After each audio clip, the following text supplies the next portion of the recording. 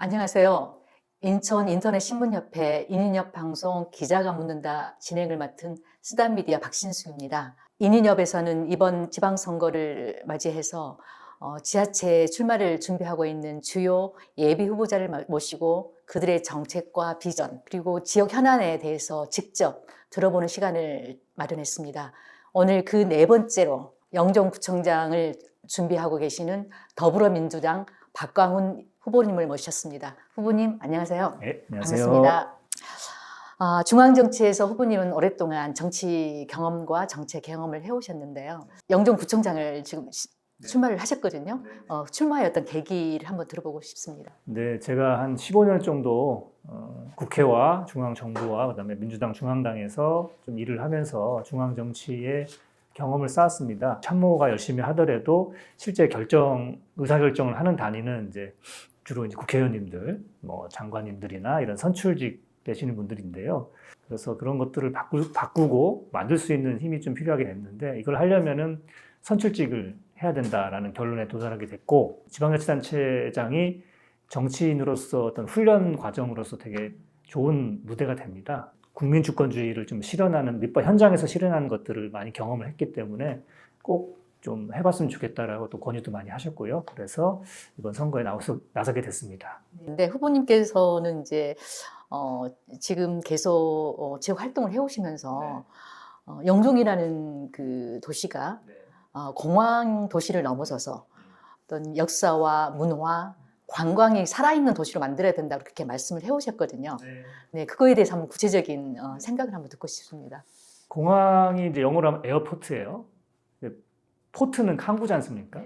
이제 하늘로 다니는 포트라서 항구인데 부산이 대표적인 항구 도시고 외국으로 돌리면 싱가포르나 홍콩 이런 데가 있잖아요. 이게 이제 세계인이 모이는 도시, 관문 도시, 그 다음에 국제 도시 이런 게 있어요.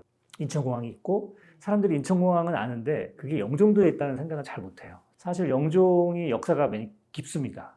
신석기 시대부터 유적이 있을 정도로 오래전부터 수천 년 전부터 사람이 살고 있었던 신석기 시대의 요즘 말로 하면 핫플레이스였어요. 또 군사적 요충지여가지고 이 영종진이라는 되게 중요한 군사 전략지를 만들어서 그 영종도가 이름이 만들어지게 된 계기가 됐고 그런 역사를 많이 갖고 있습니다. 근데 이런 역사적인 가치를 또 경합을 시켜가지고 영종이 어떤 싱가포르나 홍콩 같은 그런 특색 있는 공항 복합 도시로서의 가치를 충분히 가질 수 있다는 생각을 하고 있습니다.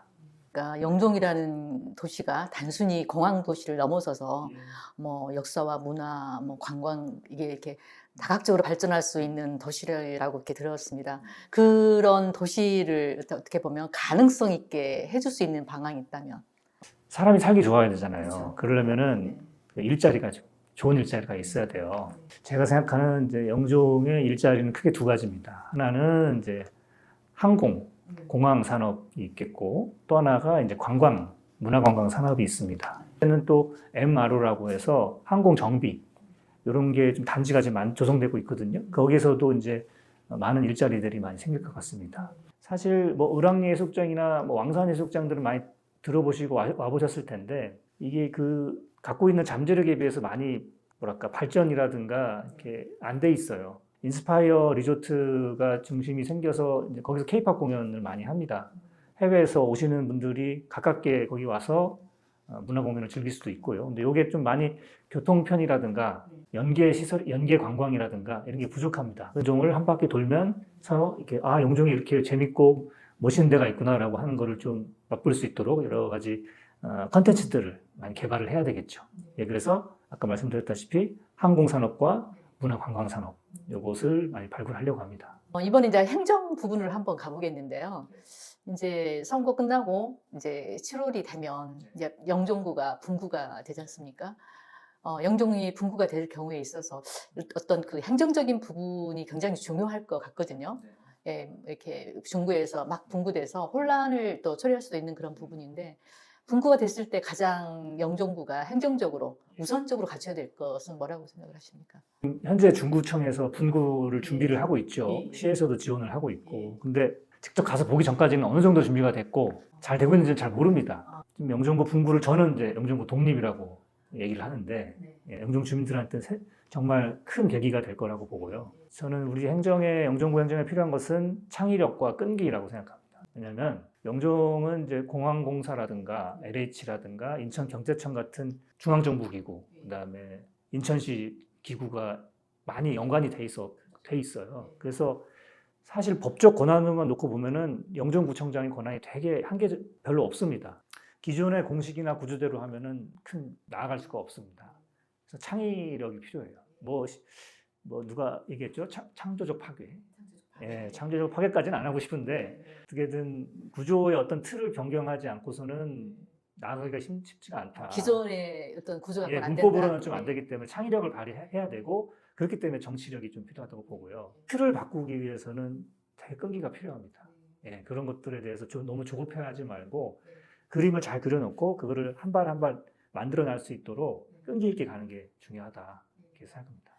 단연간 오랫동안 중앙 정치와 어떤 정책 경험들이 좀 많이 있다고 이렇게 알려져 있는데 그런 경험들이 지금 새로운 분구가 됐을 경우에 영종구의 어떤 그 기능으로 이렇게 연결이 되어져서 유리하게 이렇게 작용이 될지 그게 궁금합니다. 예, 제가 유권자분들한테 얘기를 할 때 제가 중앙 정치 경험과 실력을 많이 쌓았습니다. 제가 다른 사람보다 이게 낫습니다라고 많이 얘기를 합니다. 이게 이제 법률을 바꾸거나 만들거나 또는 예산을 확보하거나 이거거든요. 근데 이걸 만드는 방법이 있어요. 법으로 나온 방법이 있고, 근데 그거대로 해야 되는데 사실 거기에는 조금의 요령 같은 게 필요합니다. 팁이라고 하죠. 팁 같은 거. 그런 요령들을 제가 좀 잘 알죠. 편법은 아니에요. 이를테면 한 가지 소개를 해주신다. 그러니까 제가 해수부 있을 때 했던 건데 그러니까 해수부의 예산이 너무 쪼그라들어가지고 이 총액 자체를 좀 늘리지 않으면 사업을 할 수 없겠다 싶어서 주식의장께 가서 해수부가 그동안 전체 예산 증가율에 비해서 턱없이 부족하게 예산이 증가됐다. 이거는 해양수산인에 대해서 되게 차별을 주는 그런 느낌을 주기 때문에 일단 총액을 어느 정도 올려줘야 된다. 그렇게 해수부가 예산이 크지 않거든요. 어차피 예산이라는 건 재분배예요. 저는 이제 우리가 여당이기 때문에 당정협의회에서 당 쪽 라인을 얘기하면은 좀 정부를 설득하기도 쉽다. 이런 요령이 있는 거죠. 그게 이제 편법이라고 할 수는 없잖아요. 어쨌든 이제 중앙 정치 경험과 이제 정책에 대한 입안 이런 부분들이 이렇게 단연간 훈련이 되어져 왔기 때문에 그렇지 않은 분들에 비해서 어느 정도 그 요령 2% 정도 되는 그런 부분들을 할 수 있는. 근데 2%가 전체를 바꿀 수도 있거든요. 예, 그런 좋은 강점이라고 들 수가 있는데요. 또 이제 또 후보님이 갖고 있는 또 그 어떤 인적인 그 인프라 이런 것들이 그리고 그 네트워크 이런 것들이 이제 지역의 어떤 발전, 현안 이런 거라고 연동이 됐을 때 또 그 좀 좋은 강점으로 작용이 될 것 같은데요. 이를테면 저희 지역의 현안이었던 것이 종합병원이 없으니까 종합병원 설치하는 문제, 그다음에 지금 청라 하늘대교라고 하는 제3년 육교, 우리 영종분들은 그냥 하늘대교라고 합니다. 하늘대교 이제 통행료가 지금은 이제 주민들은 면제가 되고 인천 시민들까지 무료화를 하기로 했습니다만 결국은 이거는 국토교통부에서 어떻게 하느냐가 되게 중요하고 종합병원도 보건복지부가 이걸 어떻게 바라보고 바꿔주느냐가 더 중요합니다. 그래서 그 요소의 어떤 핵심 포인트들을 딱 잡아서 거기를 이제 집중적으로 공략해가지고 설득을 하는 거죠. 일에 순서가 있고 예산에 선호 경중이 있기 때문에 이것을 좀 설득하고 그런 것들이 이제 지자체장의 역량입니다. 예. 소각장 문제라든가 그 청라 하늘대교 통행료 부분 그리고 또 종합병원 유치 부분 이런 부분의 지역 현안에 대해서 계속 후보님 이렇게 목소리를 내오셨잖아요. 그렇게 그런 경우에 있어서 이게 지금 앞으로 이렇게 실제적으로 이제 구청장이 되셨을 경우에 그게 어떻게 이렇게 풀어나가면 좋을지에 대한 구상을 한번 듣고 싶습니다. 일단 소각장은 이제 광역 소각장 얘기인데 그거는 참 힘든 문제예요. 쓰레기를 줄여 나가야 되고 이제는 이제 법이 바뀌어서 직매립이 안 되거든요. 아니 쓰레기 태우러 섬까지 와가지고 태운다고 하니까 말이 안 되는 거죠. 뭐 이런 거는 뭐 충분히 우리 명분도 있기 때문에 그건 이제 광역 소각장 문제는 인천시랑 협의해서 할 수 있는 문제일 것 같고요. 그다음에 한울대교 통행료 문제는 이게 좀 설명하자면 복잡한데 영종대교와 인천대교라는 민자 사업자에 대해서 손실보전금을 줘야 돼요. 하늘대교를 만드는 조건으로 국토부가 그러면 손실보전금은 인천시 니들이 100% 부담해라라고 해서 인천시가 각서를 썼습니다. 그러니까 국토부 정부도 책임이 좀 있습니다. 근데 이거를 각서 한 장 썼다고 우리는 몰라라고 하면 안 된다고 봐요. 중앙정부가 지자체에 너무 책임 떠넘기긴 하는 것이다라고 생각을 합니다. 이런 것도 인천시와 함께 중앙정부를 좀 설득해서 잘 좀 해보겠습니다. 네, 또 그 종합병원 유치 부분도 이렇게 후보님이 강력하게 이렇게 주장하는 것 중에 하나인데 그것도 간단하게 한번. 영종도에서 한 테니스장에서 한 어떤 60대 여성분이 테니스 치다가 갑자기 심정지가 오셔가지고 앰뷸런스를 불렀는데 앰뷸런스가 한 15분 만에 왔다고 그래요. 돌아가셨어요. 아마 응급실이 만약 영종에 있었으면 살릴 수 있었을 겁니다. 인천경자청에서 2020년에 용역을 해서 여기 300병상급 종합병원 필요하다라고 결론도 냈었습니다. 그래서 제가 대안으로 제안하는 게 보건소 있잖아요. 이제 영종구 보건소가 생기는데 여기를 좀 병원급으로 업그레이드 할 수 있습니다. 지역보건법에 그렇게 나와 있거든요. 여기가 이제 의료 취약 지역으로 지정이 되고 조례를 만들어서 어떤 의료 장비라든가 의료 인력을 확보를 하면 보건의료원이라는 병원급 보건소를 운영할 수가 있어요. 그러면 여기에는 뭐 소아과, 산부인과, 뭐 내과, 외과 다 포함해서 필수 5개 과목 의료 인력을 확보하고 응급실을 24시간 돌릴 수가 있습니다. 그래서 이거는 기존에 이제 공공청사가 있기 때문에 그거를 새로 건물 짓지 않더라도 내부를 리모델링해서 하면 제가 만약 취임한다고 하면 내년도 상반기 내에 개원하겠다 이렇게 약속을 드릴 수 있습니다. 그러니까 영종이라는 데가 좀 다른 지역하고는 좀 다른 도시적 특성이 있습니다. 젊은 이주민들이 많고 그리고 빠르게 성장하는 그런 도시거든요.